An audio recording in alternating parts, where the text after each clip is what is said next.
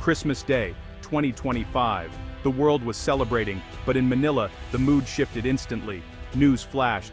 Philippines grants U.S. access to a major naval base. The announcement sent shockwaves through Asia, signaling a dramatic shift in regional power. In the Malacañang Palace, President Marcos Jr.'s administration had just made its boldest move yet.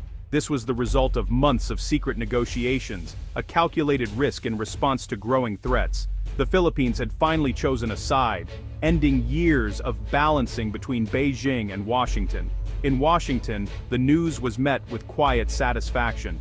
Pentagon analysts pored over maps, seeing new strategic possibilities in the South China Sea.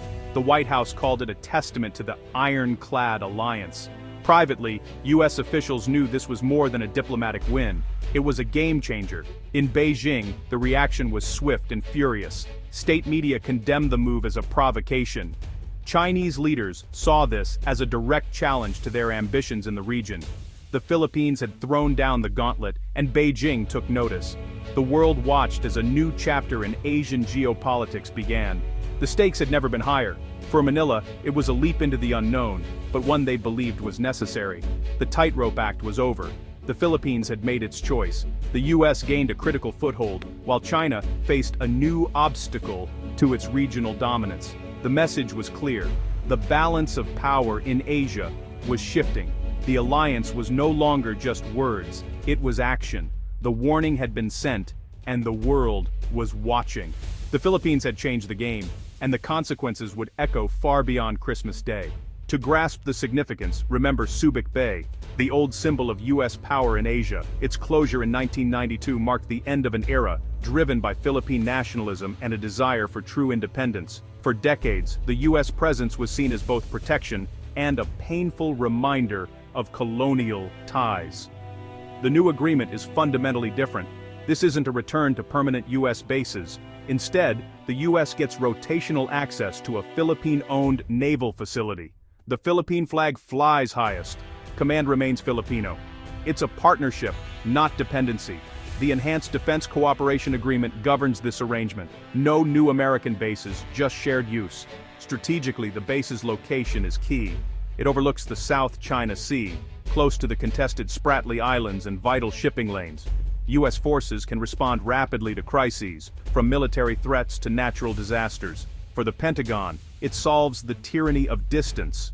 For Manila, it's a powerful deterrent, a message to Beijing that aggression will meet U.S. resistance.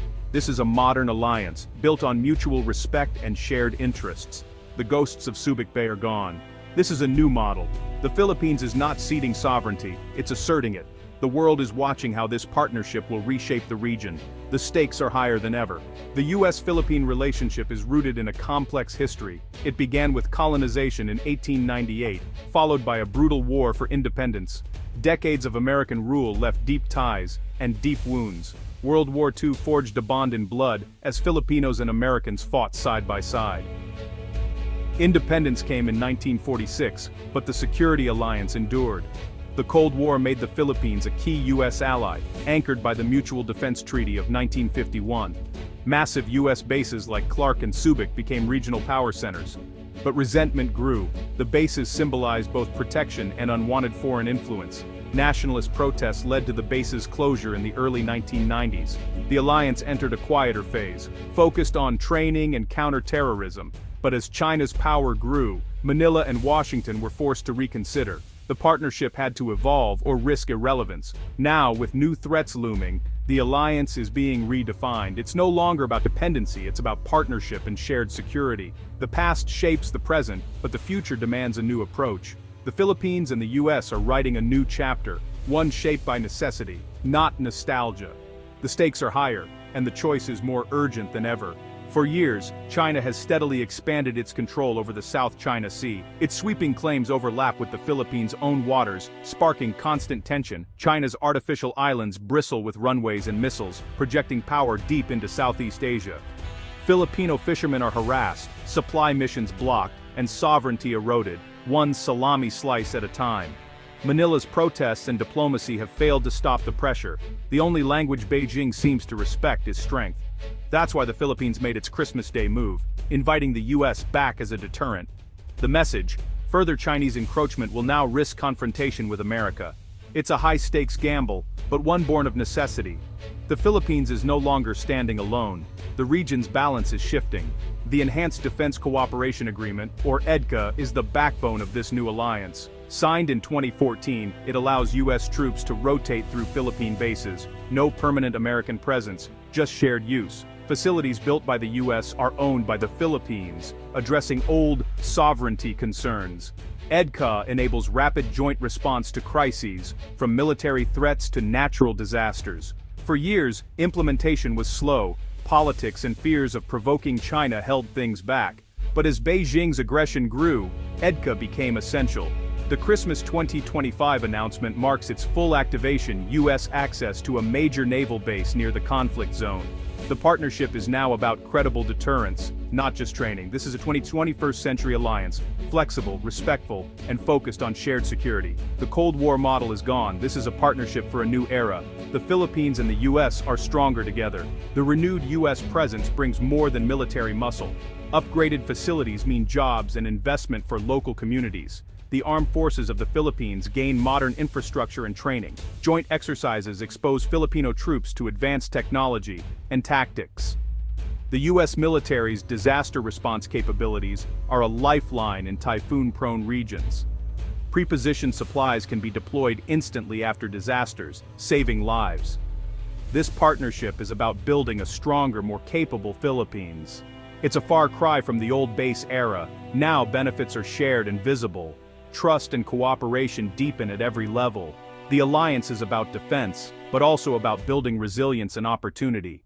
Closer U.S. ties are a delicate balancing act for the Philippines. Memories of colonialism and fears of dependency run deep. Critics warn of entanglement in America's rivalries and possible Chinese retaliation. The government must constantly justify the alliance as a sovereign choice for national security. The language of shared use and Philippine ownership is crucial. It reframes the partnership as one of equals. The real question, is the risk of U.S. entanglement greater than the risk of facing China alone? For now, most Filipinos see the American alliance as the safer bet. The shield of U.S. power is a necessary tool to preserve sovereignty. It's a strategic gamble, but one Manila believes it must take. The future of the alliance depends on maintaining this delicate balance. The Philippines' move sends shockwaves through ASEAN. The bloc is divided. Some nations fear China, others depend on its investment. ASEAN's consensus model makes unified action nearly impossible. Official statements call for peace, but rarely name China as the aggressor. The Philippines' alliance with the U.S. is a sign that some countries are seeking their own security solutions. China is the region's top trading partner, but its military power makes neighbors uneasy.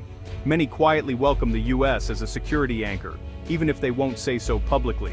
Manila's decision forces others to reconsider their own strategies. Some may cheer, others may worry about escalation. The move exposes deep divisions within ASEAN. Southeast Asia's central dilemma: how to prosper with China, but stay secure with America. The region's future may depend on how it navigates this tightrope. The new alliance isn't about dependency, it's about building a self-reliant Philippines. The U.S. acts as trainer and partner, helping modernize the armed forces of the Philippines. Base access is a means to an end, credible territorial defense. The goal is a more symmetrical alliance, with the Philippines as an active security provider. U.S. aid now focuses on maritime awareness and coastal defense. Joint exercises transfer skills, not just show force. The Christmas Day announcement was a declaration of intent. The Philippines is taking its own defense seriously. Success will require political will in both capitals. If it works, this partnership could become a model for 21st century alliances, based on empowerment, not patronage. The future of the region may depend on it.